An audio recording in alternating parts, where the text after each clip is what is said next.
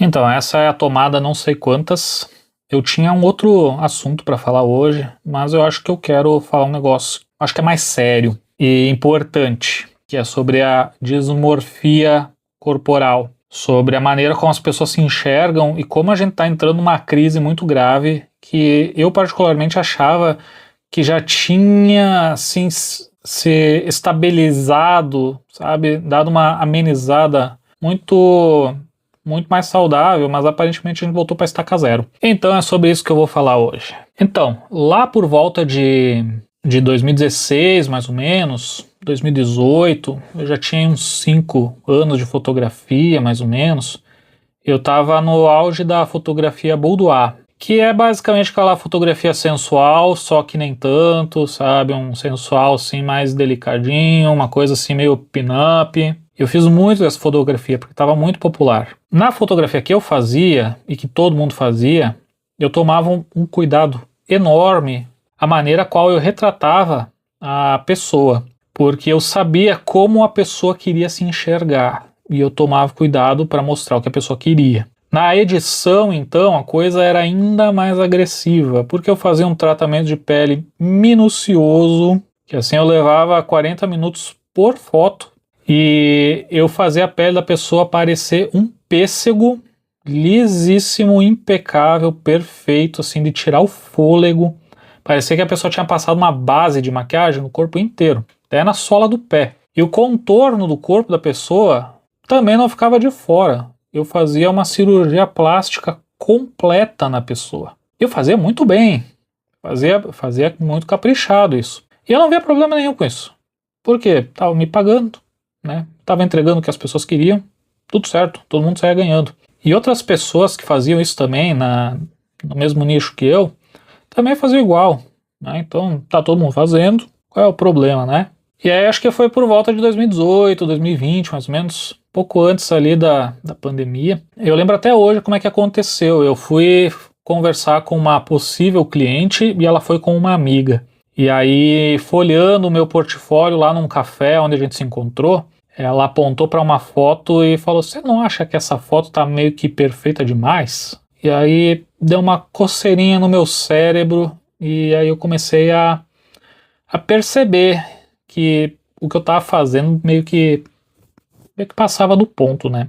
E eu acho que foi mais ou menos na mesma época que outros fotógrafos e fotógrafas começaram a levar essa questão mais a sério também.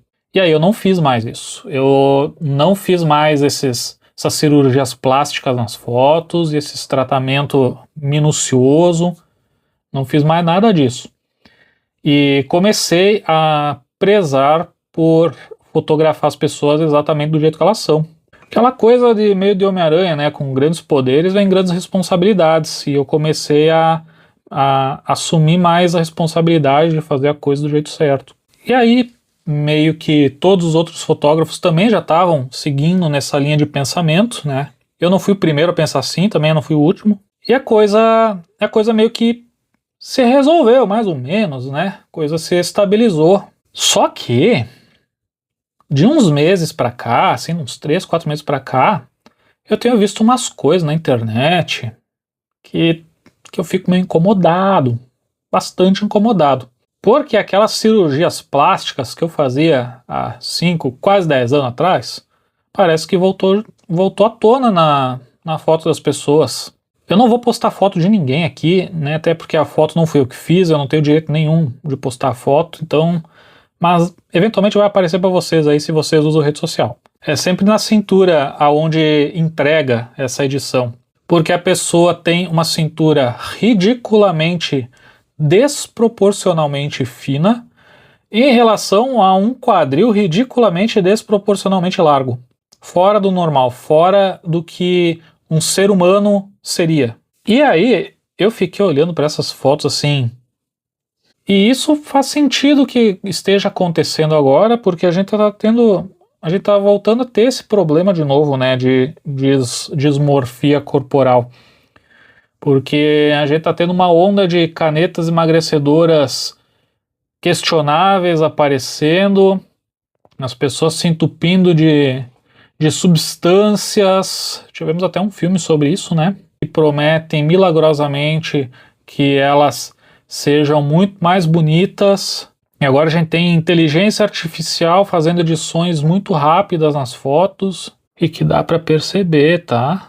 E a gente tem também um monte de celebridade que tá aparecendo por aí que estão só pele e osso, não tem mais carne nenhuma por baixo da pele, sabe? Uns níveis muito preocupantes, assim, sabe? Uns níveis tipo, essa pessoa vai passar mal. Então, essa coisa que eu acreditava que já não era mais uma coisa tão grave assim, já fazia alguns anos, parece que voltou com tudo, né? E na verdade isso era um problema muito mais grave lá nos anos 2000, mais ou menos, até 2010. A indústria da magreza era uma coisa assim desumana, bizarra de desumana, sabe? Lembra da calça de cós baixo? Que é uma calça que só fica bem se você é uma pessoa extremamente magra, porque se você tem uma gordurinha a mais, essa gordurinha aperta na cintura da calça, fica estranho, sabe? Essa calça era feita para você se sentir feia, que aí você gastava mais dinheiro comprando beleza, sabe? Então toda essa indústria voltou com força total agora e funciona exatamente dessa forma. Eles precisam que você se sinta uma pessoa feia para depois te vender beleza. E antigamente isso afetava principalmente mulher. Eles lucravam com a insegurança feminina.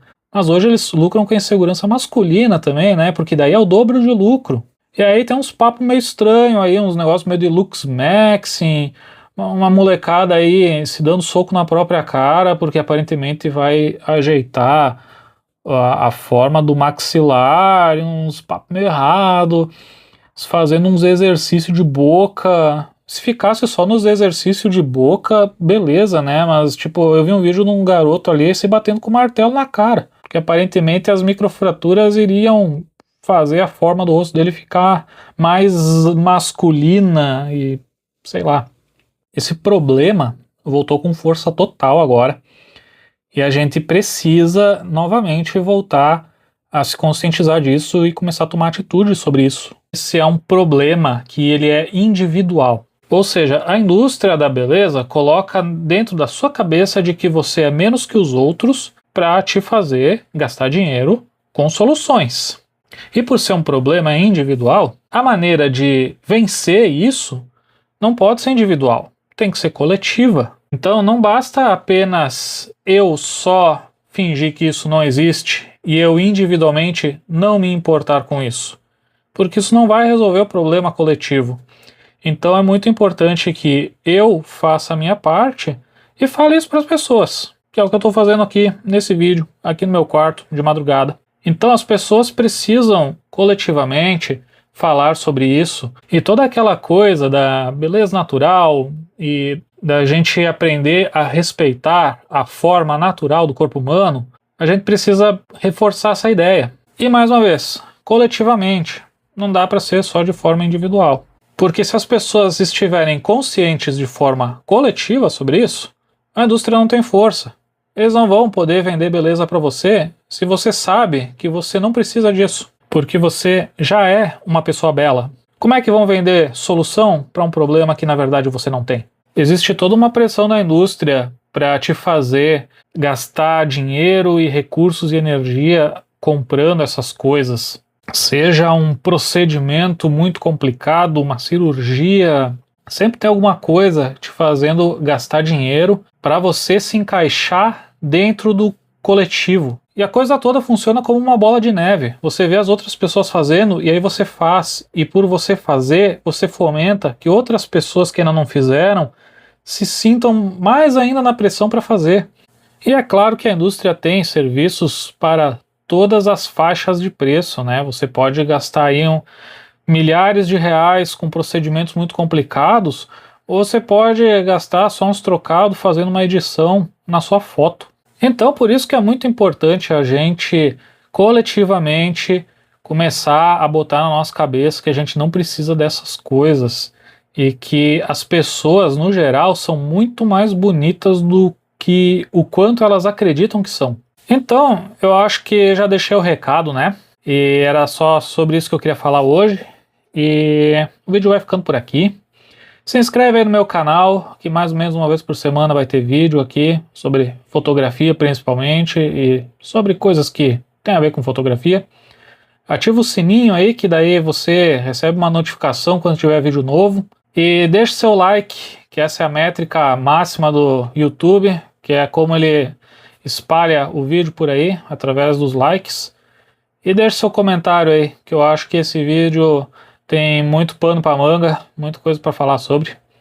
E é isso aí, vejo vocês no próximo vídeo. Tchau!